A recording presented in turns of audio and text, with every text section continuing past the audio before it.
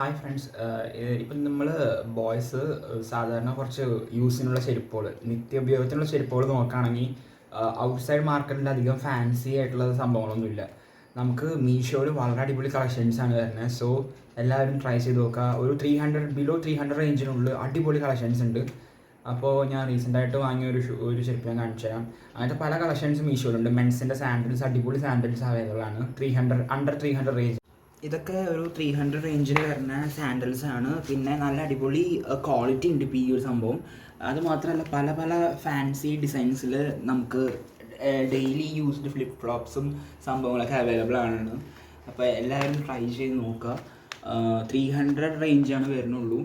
സാധാരണ 300 റേഞ്ചിനൊന്നും നല്ലൊരു അടിപൊളി കളക്ഷൻസ് ഒന്നും നമുക്ക് നോർമൽ ഷോപ്സിൽ അവൈലബിൾ അല്ല. അതുകൊണ്ടാണ് ഞാൻ ഇത് സജസ്റ്റ് ചെയ്യുന്നത്. അതേപോലെ തന്നെ ഇപ്പോൾ ഓണൊക്കെയാണ് വരുന്നത്. അപ്പോൾ ഇങ്ങനത്തെ മോഡലൊക്കെ ഭയങ്കര ട്രെൻഡിങ് ആണ്. എനിക്കിത് കുറേ കോംപ്ലിമെൻറ്റ് കിട്ടിയിട്ടുള്ള മോഡലാണ്. നമ്മളിതിടുമ്പോൾ ഭയങ്കര ബ്യൂട്ടിഫുള്ളാണ് കാണാനായിട്ട്. ഇതൊക്കെ ഒരു 300 റേഞ്ച് തന്നെയാണ് മീഷോയിൽ വരുന്നുള്ളൂ. വളരെ ബ്യൂട്ടിഫുള്ളാണ്. ഇതിപ്പോൾ ചെളി പിടിച്ചിട്ടുണ്ട്.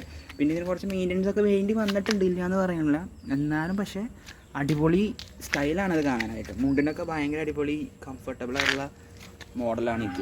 ചില മോഡൽസിന് അതിൻ്റേതായ പോരായ്മകളുണ്ട്, ഇല്ല എന്ന് പറയുന്നില്ല. പക്ഷേ അത്രേ പ്രൈസ് തരുന്നുള്ളൂ. പക്ഷേ അടിപൊളി കളക്ഷൻസ് മീഷോയിൽ അവൈലബിൾ ആണ്. സോ എല്ലാവരും ഒന്ന് കയറി ചെക്ക് ചെയ്ത് നോക്കുക. Thank you.